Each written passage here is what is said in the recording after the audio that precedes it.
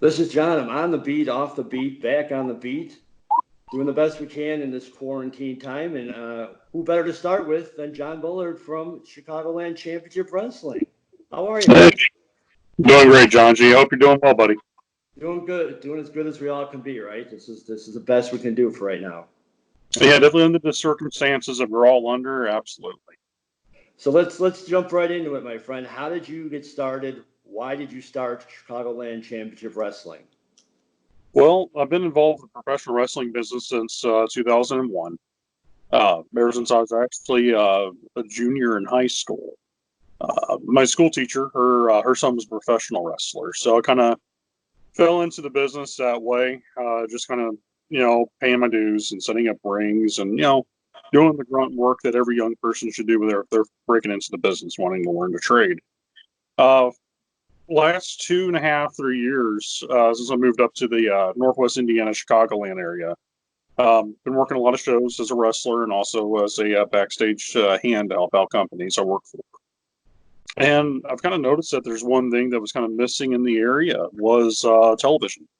You had a lot of companies that put on great shows in front of good crowds, but there was really no one using the effect of television to gain not just a crowd for their home base, but outside the region and draw in fans the other way too. And when I first broke into the wrestling business, one of the first companies I worked for was Southern Championship Wrestling. They actually had a TV show on WOBZ TV9. They actually reached out to about 12 counties, so it was pretty large fan base. And I learned everything about television production, produce a show, uh, editing, everything that you need to know about putting stuff together for TV. And so I decided, what a great time to do an old school presentation of a TV style studio show here in the Midwest, showcasing the best of Midwest wrestling. And, we have that going. And we also have my interview show that I do, Pro Wrestling Tonight, where I interview a lot of talent and also showcase a lot of companies around the Midwest. Uh, this whole thing was really started not just for my own benefit, but to benefit all the other promoters and companies around the Midwest too, to help them out. To gain, if one person watches the show and they decide, hey, I think that ARW is really good. I'll go see that show because he showed a match of theirs. I like that. Sure. Well, that's one extra fan they just gathered. And same thing with all the other companies we do stuff for. So it's to benefit the entire Midwest scene. Well, what made you want to do studio wrestling versus the rest of the wrestling that's already out there? Well, studio wrestling's always been my first big love. As a kid growing up in South Florida, I grew up watching championship wrestling from Florida, with Gordon Soley. Watched a lot of Memphis as a kid with Lance Russell, Dave Brown as their commentary. So it's a huge part of my childhood. And it's always, well, even with SCW when I worked for Southern Championship Wrestling, they actually did a studio show.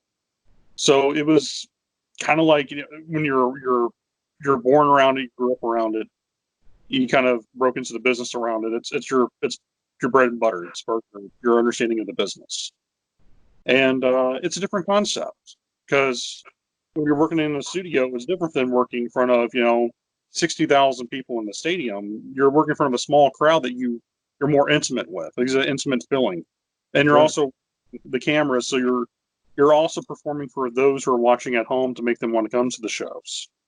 And it's a very different world, but it's something that I've always loved, always enjoyed, and been a student of the business for that.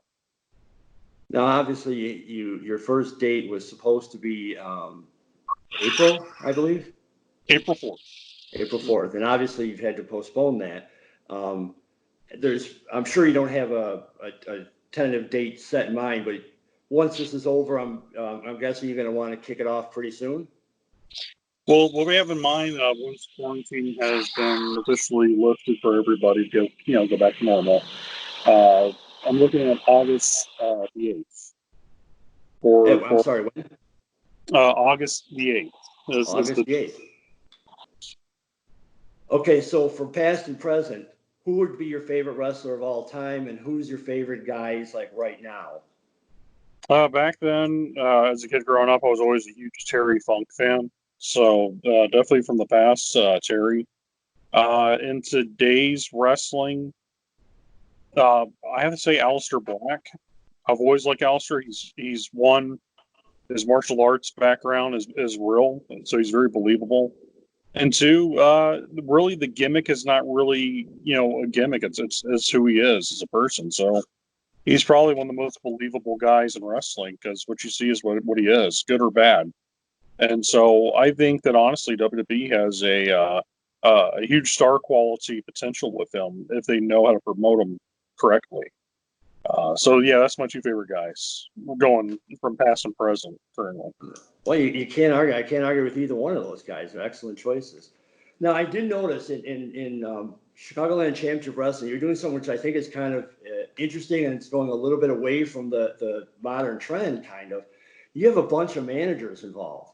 I've seen some of my good friends. C. Red is there, Joey Roth. You got Chaz Moretti, maybe some others that I don't know about or haven't been announced yet. Was that a conscious decision to bring managers in, or was it just you were looking for talent and that's just how it happened? Well, I myself is part of that brotherhood of managers, because I do work as a manager on certain shows for C3 Wrestling. No, I've always been a huge believer in managers. I think managers serve a great purpose. If you have a talent that's not really comfortable speaking in front of a camera, then a manager comes in handy. You need someone that's adds a little pepper to the salt of a match. A manager brings an ingredient. I've always been a firm believer that managers are truly one of the greatest things that wrestling has, and it's a shame that for I guess the last 15 years, the last 20 years, that a lot of people are trying to get away from managers. And let's be honest, most of us guys from the old school day, some of our fondest memories will always include a manager. You think about it. You mentioned Road Warriors. Well, there's Paul Eldering. You mentioned Exactly. Rikabuki and Muda. We got Gary Hart. If you mention Rick Rude and Andre the Giant, we got Bobby Heenan. It's like you can't mention some of the greats without having the managers there, and the managers made them just as wonderful because they brought extra character to that person that they were working with, and it made it even more appealing. When you watch WrestleMania 3, for example, Hogan and Andre was the spectacle. But people weren't really angry at Andre as much as they were Bobby Heenan. It was Bobby Heenan they want to see Hogan get his hands on. Exactly. So people kind of forget that. It was even though Andre was the main event character, it was people wanting to see Hogan knock the tar out of Bobby Heenan as bad as possible. That's why fans tune in. They want to see Hogan get his hands on. It's interesting though, because a lot of modern wrestling, a lot of the stuff now is going away from that. So it's cool to see you bringing some of that back, to your show. So it might be too early to ask, but ideally, how often would you be running shows? Well, since we do television, which is a little different from trying to run a regular independent wrestling, company, we're all going to be doing about 4 to 5 big shows a year. The way it works, we're going to take each match and for the television that we do bi-weekly television for right now. So we're going to air a match per week for a 30-minute show. And so every match is going to be literally their own main event on the TV show. Wow. We're also going to be working with Amazon Prime, which has over 105 million subscribers. So for every taping we're building it into like a season. So the first year is going to be season 1. And so we're going to lay out the format and go from there and try to do as much compelling television for fans who love, old school wrestling with the new, more modern day wrestlers and style. The way I look at it is we're not trying to copy NWA by no means. I know when people think about, studio wrestling, oh, you're trying to do what NWA is doing.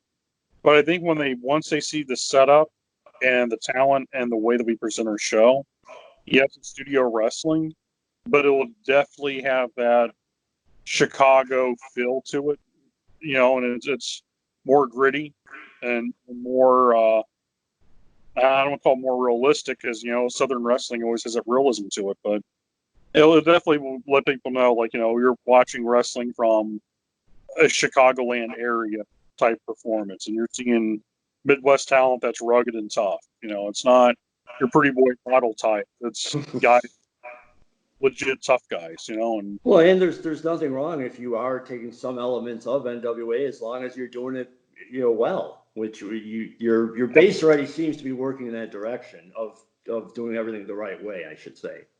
oh, absolutely. I try to when I book shows, when I promote events. I try never to rush anything. I try to make sure that I lay out everything according to plan for what I want to see produced and to evolve to the next event. And sometimes it works out well, as anybody who's ever promoted before. Sometimes everything goes according to plan, and sometimes things happen. Give you a prime example. When I was promoting for Pro Wrestling Freedom back in Kentucky, I had a tag team match. That was supposed to be Jared Sloan and Shane Mercer taking on Cole Leighton King and Jason the Gift Kincaid. Well, Jared couldn't make the show. So we turned around and had it as Jason Kincaid versus Shane Mercer. And those two stole the show because it was a one-on-one match. And both those guys were saying, all right, this is our chance to go out there and show them what we can do. And they both got a standing ovation afterwards. And I always tell people sometimes when things don't go according to plan, sometimes it's the best thing that happens because usually magic evolves from that. And on that occasions, like I say, the better things evolve from it. So I've been around the independent scene or the wrestling scene long enough to know that, things happen and you got to adjust on the fly. yeah, and that does happen. Like I said, there's been times people get injured in the middle of the match, and you just have to make sure things are done properly, and it happens. I mean, it's part of the wrestling business, and for a lot of people who may not relate to what we do in ring for wrestling, it's the same as saying someone who works on a TV studio set for a TV show, and someone goes off script and you have to improvise with them because they forgot their lines. Not saying that wrestling and acting is the same way, but it's kind of like of what to do when something you didn't expect would happen happens. So, Sure. Oh yeah. Well, John, before we end this, and I am going to revisit you at some point down the line, but I just want to do the introduction to, introduce you to my readers and hopefully get, help spread the word out for you. Tell people where they can find Chicagoland Championship Wrestling online, on Facebook, or whatever you want. Well, you can definitely check us out on Facebook, Chicagoland Championship Wrestling. We have our website. It's www.chicagolandchampionshipwrestling.com. And, if you're on Instagram, look up Mr. Chicagoland. That is my Instagram account. And I'll be posting more photos and information on there as well. Well, I already follow. That's how I saw you, and that's why I wanted to reach out to you, because I think you're doing something interesting. I think you're doing something different, which is really cool. And I really look forward to when this quarantine is over and your shows start. I look forward to seeing what you got to display there, my friend. I appreciate it so much, and looking forward to meeting you in person finally. And tell P.O. Myers I said hello, by the way. P.O. Myers, the shot to the top, is certainly a character. I'm sure we'll all be crossing paths at some time. Absolutely. Thank you for your time, John. I appreciate it, buddy. Good luck. Appreciate you. You have a good morning. Thanks.